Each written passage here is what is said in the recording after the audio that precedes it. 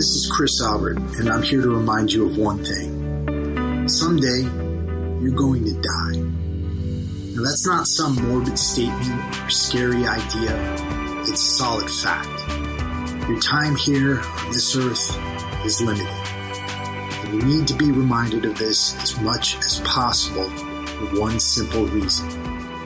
To live your best life while you can. This is the Warrior Soul Podcast.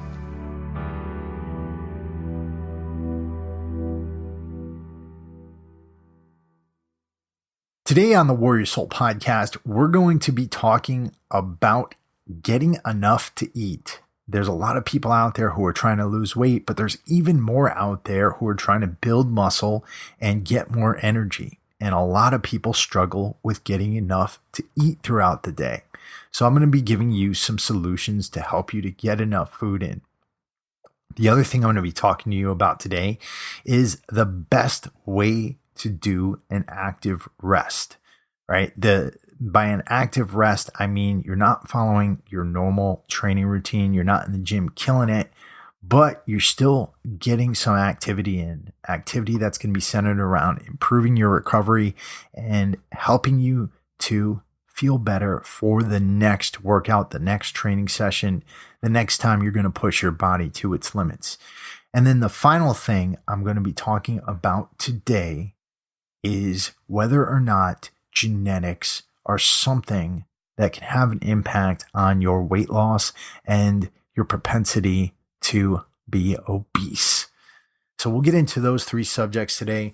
Before we get into them, for those of you who are new to the podcast, my name's Chris Albert, and this is the Warrior Soul Podcast. This podcast is a lifestyle podcast for U.S. military veterans, those of us who've served in the military, who've put our lives on the line, and who have written a blank check to America. And the reason why I do this podcast is because over the past decade and a half of war, U.S. military veterans have been through a whole lot. We've had a really high suicide rate, a really high rate of depression, a really high rate of veteran homelessness, and a really high rate of chronic disease. A lot of people don't know that 1 in 4 veterans entering into the VA system has chronic diabetes or full-blown diabetes. Diabetes is always chronic. Full-blown diabetes. So what we're trying to do here is we're trying to deliver active solutions. And that's because with all these issues, there's been a lot of people trying to raise awareness. You know, we've seen a lot of the 22 campaigns and everything like that out there, but there's been very few people who have been delivering real actionable solutions to the veteran community that they can implement. And our goal isn't to stop veteran suicide. It's to encourage and inspire all veterans to truly live. We publish 3 types of podcasts here. We have our Monday interviews. That's with an expert of some sort or somebody who has an inspiring story. This past week, we published a podcast with Mr. Mike Ergo, who's a triathlete, an Ironman triathlete, and a U.S. Marine Corps combat veteran who overcame drug abuse and alcohol abuse and really turned his life around and found peace in endurance sports. We've also got our Friday Warrior Notes episodes, and that's where we go in depth into a discussion about a specific thing related to mindset and gaining the mental strength you need to push forward in this life, to do everything you can. And of course, on Wednesdays, the type of episode you're listening to right now, we publish a Q&A episode. And that's where I draw questions from our private Facebook group, the Warrior Soul Fitness Academy, which you can join, by the way. We'll put a link to that up in the show notes. It's completely free to join. You don't have to buy anything or anything like that. And where I try to answer these questions for our audience. And if you're not a veteran, that's okay. Stick around. These episodes can help pretty much anybody who's trying to live a better life. We focus on the U.S. military veteran community because that's where it's most needed, but anybody is welcome to listen. And all we ask for in return is that you share these episodes out with those who need them. And the best way of doing that is by writing us a review on iTunes. Anytime you write a 5-star review on iTunes for us, it really helps to spread the word and let people know about the show. Beyond that, before we get into our discussion for the day, I just want to mention our amazing sponsors, F-Bomb Nutrition. They make delicious, awesome packets of fats. Their macadamia nut butters are awesome. They mix them up with coconut butter, with pecan butter, with chocolate, and with sea salt. And they're so delicious. There's no sugar in them. They taste like a crushed up macadamia nut butter cookie. And you can get those over at www.dropanfbomb.com. And when you use the code WarriorSoul at checkout, you'll get 20% off of your first order. So with that, let's get into our discussion of the questions for the day. And the first one comes from Mr. Stuart Cook. He said, I'm struggling with eating enough, especially during the week at work. Any suggestions for between meal food or lunches that will keep me satisfied? Now, here's the thing. A lot of us have this issue where we're not getting enough to eat throughout the day. And I know that by far more people are concerned with weight loss and more people are concerned with eating less. But for a lot of people, it's a real struggle to get all the nutrition you need in throughout the day. So there's a few different things we need to consider here. Now, number one, of course, are you getting enough calories? Are you getting enough calories in your day in order to sustain your activity levels? And it's a pretty important subject, and I think that calories do get neglected more today when we have different types of diet protocols like intermittent fasting or the ketogenic diet, where a lot of people are opting to burn their own fat stores for fuel. But calories still matter. Even if you are intermittent fasting, you still need to make sure that you're getting enough daily calories in order to sustain your activity levels. If you're a man or a woman, it can have severe impact on your metabolism. If you're not, if you're a man, it can actually lead to testosterone deficiency. And that's because if you're not getting enough calories, then something called sex hormone binding globulin gets upregulated. That's a protein that binds tightly to your testosterone, and it makes it less bioavailable. And that's why when you get your testosterone tested, you get a total T count and you get a free testosterone T count. And the free testosterone is the one that really counts because that's measuring your bioavailable testosterone. So if you're trying to preserve your sexual health, if you're trying to just produce enough testosterone to be healthy, then of course calories are a concern. For women, the big danger here is with thyroid. If you're not getting enough calories, then women tend to fall into hypothyroidism. That's where the thyroid gland starts slowing down its production of thyroid hormone in an effort to preserve fat mass. And the reason why this is more common amongst women is because women biologically need to have, sorry, I just crashed something on my desk.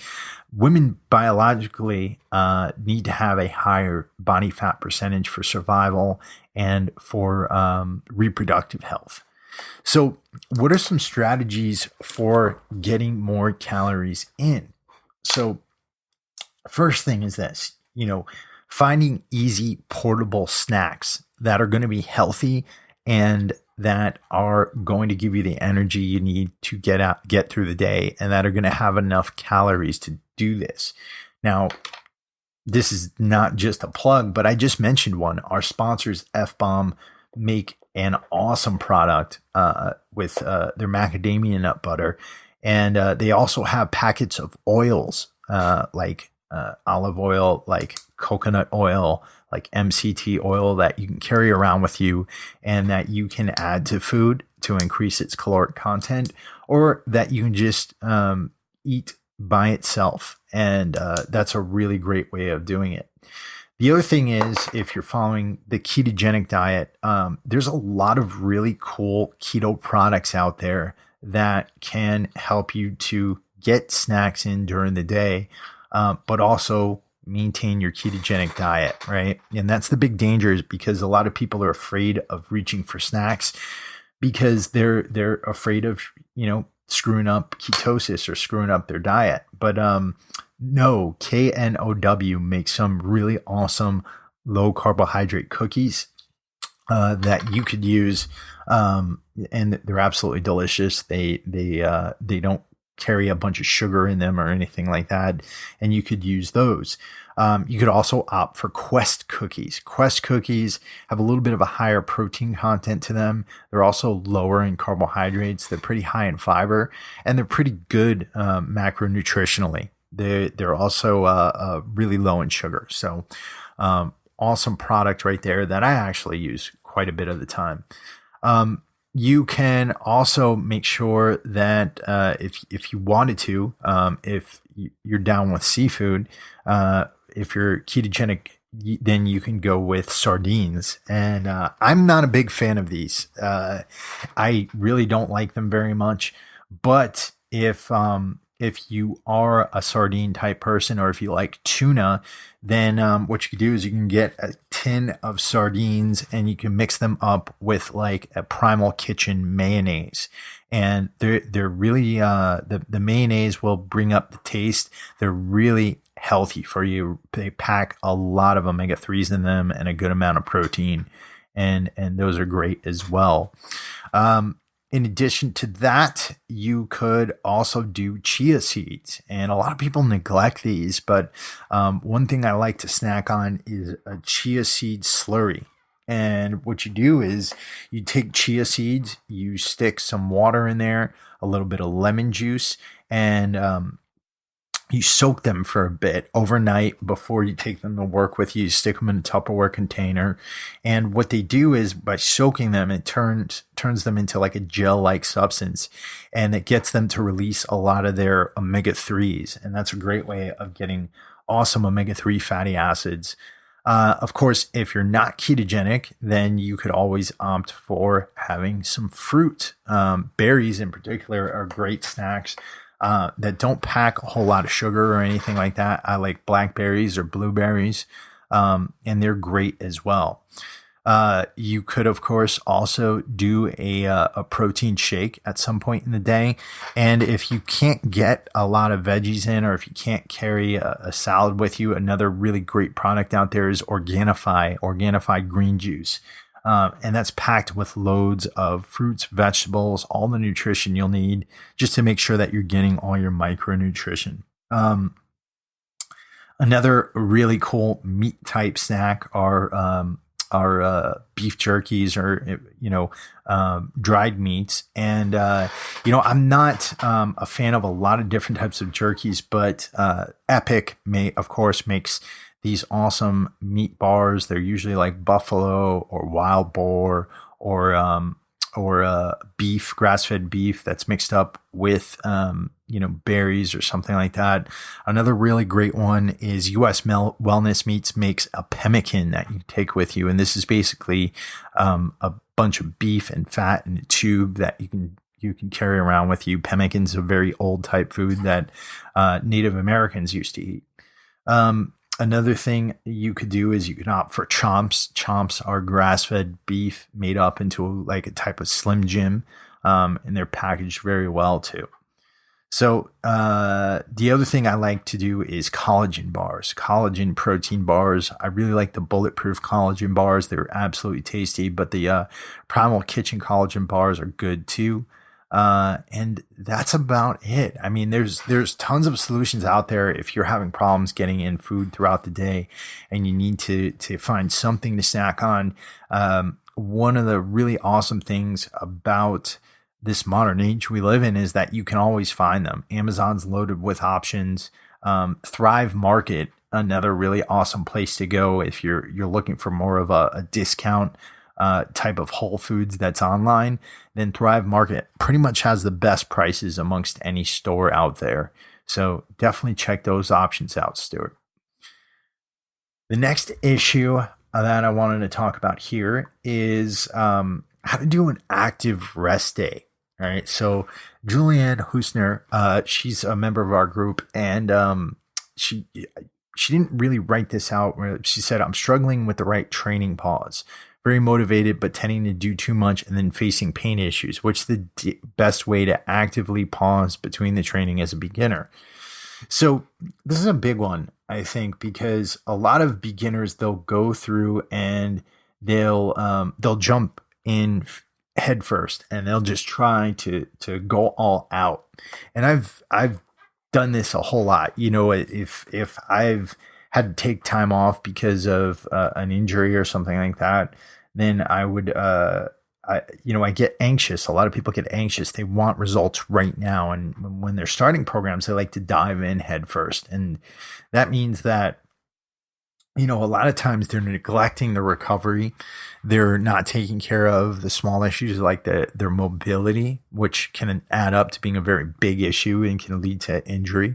And they're not doing deloads, right? And deloads can be very important in making sure that you're getting forward progress. So what's a good way of actively deloading? Well, there's a few different things you can do here. Number one, you can opt to do something a little bit different for a week. So let's say you're somebody who likes to go to the gym, you're hitting weights, you're rolling jujitsu all the time, and you're just getting burnt out. Well, one good cool thing you can do is you could take a week, and rather than going to the gym, you can opt for doing things like going hiking. Right? Going hiking for a week and maybe spending an hour or two a day just out on the trails and trying to move around and exercise in a different way. You could also try and do swimming. You can also try and do any other activity. If you wanted to try and getting into a yoga class, if you don't regularly do yoga, that's another really great way of deloading but also actively working on movement and mobility. I definitely suggest that at any point, you don't just stop activity. Like a lot of people, they'll go on vacation and they won't do anything at all. And that's a bad idea. It's bad because you really want to keep your body moving. You want to maintain your insulin sensitivity and just allow your body's processes to keep going. So you're maintaining your metabolism. So at a bare minimum, one thing that I'd really recommend is that if you're deloading for the week, make sure you're getting up and you're moving every hour. So if you're working at a desk or you're doing something that requires you to sit down, then just every hour get up and do a few sets of push-ups or air squats or burpees or just a normal body weight exercise. And what that'll do is, number one, it'll help to keep your blood sugar moving back to baseline. It'll also really reduce the amount of insulin you're producing throughout the day. The other thing I would focus on is after your meals, make sure that you're going for like a 15, 20-minute walk, and that'll help you in a number of different ways. Number one, it increases or decreases your gastric emptying time. So that if you have got GERD or heartburn or something like that, that can definitely help with that. But also, again, that it helps to reduce your postprandial blood sugar and will also help to reduce the amount of insulin you're producing. I also suggest that you really work on mobility, and mobility is not just stretching. It's actively trying to release those problem areas, to dig in there and get rid of some of that scar tissue you're dealing with and some of those other things. So really working on yourself with a lacrosse ball, going for massages, working with, I don't like saying foam roller because I think foam rollers are too soft for most people, but some sort of hard cylinder or something like that you can work on self-myofascial release. That's another really good way of increasing your mobility in an effort to prevent injuries. You could also pick up a movement type workout, such as that which like Ido Portal does, doing bear walks and lizard walks and all these different types of movements and moving your body in ways that it wouldn't normally move. It's another really great thing to implement, when you're on deload weeks. I've recently started incorporating gymnastics rings training just to increase my mobility and to increase my core strength. That's not necessarily the best thing to just do on a deload because it might be really strenuous for some of you. But those of you who are advanced lifters, I suggest incorporating ring work whenever you can, whether it's an active training week or not. But on deload weeks, just doing those types of body weight exercises with ring exercises and that type of thing, that can really help. Another thing to really focus on deload weeks is also nutrition and really making sure that you're getting a good amount of micronutrients in there to help you to fight inflammation, to help you to deal with those aches and pains, because a lot of people don't realize that a lot of the inflammation we get doesn't just come from exercise. It actually comes from the diets we eat. And it can send you into a lot of aches and pains and injuries and make injury that much more likely. So really, like, taking some time to reformulate your diet during those weeks is a really good idea as well. So those are some of my takes. A couple of other practices you can implement too. Cold exposure, taking cold showers can definitely help with reducing inflammation, particularly on a deload week, and also heat exposure. Heading to the sauna and or maybe the jacuzzi and exposing yourself to a little bit of heat there too. Heat shock proteins are known to help with fighting inflammation and things like that too. So those are some cool practices you can do for an active rest week if you're looking to deload. My major piece of advice there is just not to take those weeks, without doing anything at all, but to do some other stuff and to really work on yourself, right? The work doesn't just happen in the gym. You need to put work into your body to make sure that you're not getting those injuries.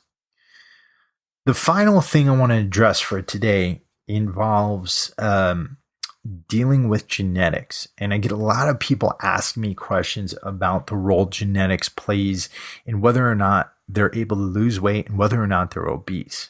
And this is something that I think a lot of people should consider when they think that they're genetically screwed. And that's this.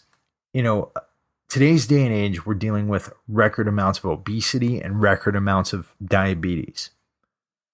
About 150 years ago, this stuff didn't exist, right? We didn't have a whole heck of a lot of obesity, and we didn't have a whole heck of a lot of diabetes. Now, something you have to understand about genetics, they don't just get influenced over 150 years. It takes thousands of years, hundreds of years, if not thousands of years, in order to create a genetic influence. Right. So the amounts of obesity we're seeing out there today, the amounts of diabetes we're seeing out there today, they definitely cannot be explained simply by genetics. Now, do genetics play a role? Yes, they do. If your parents were heavier, then it's more likely that you're going to be heavier.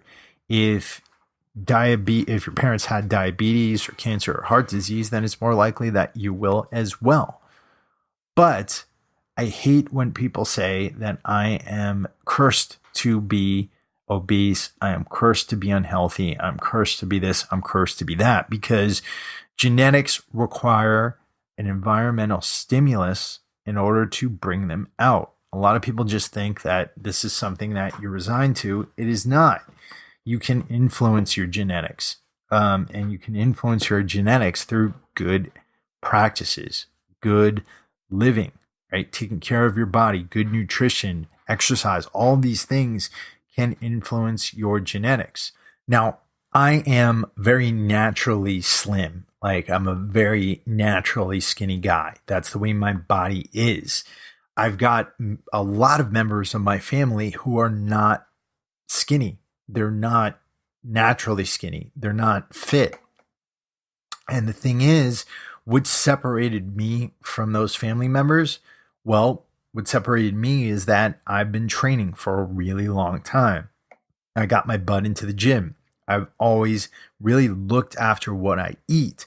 And that in turn has allowed me to influence my genetics to keep me from becoming obese like some of my family members are. The same is true for any human being. It's those environmental factors that also impact our genetics and that bring certain genetics to the forefront. So my point is this. Yes, if you've got family members who are obese, if you've got family members who've suffered from chronic disease, it makes it more likely that that's going to happen to you. But you can definitely influence your own genetics, and you can do so by making sure you're following a good diet and making sure that you're putting the work in and getting in the exercise that you need to. So don't let me hear anybody out there using genetics as an excuse. Genetics don't need to be a factor if you don't allow them to be a factor. If you allow them to be a factor, then they will trap you into that fate. All right.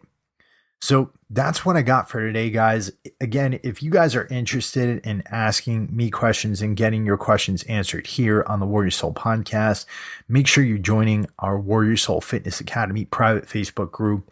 And always happy to have more people on there and more people in this movement.